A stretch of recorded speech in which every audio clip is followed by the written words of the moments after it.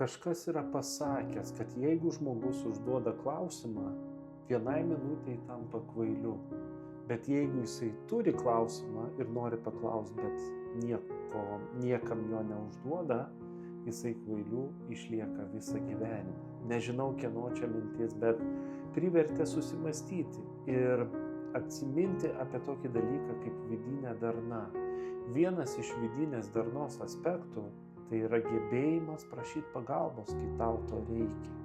Ir tai rodo, kad žmogus supranta, kad prašyti pagalbos, klausti nėra nieko gėdingo. Tai yra mokymosi ir judėjimo į priekį dalykas.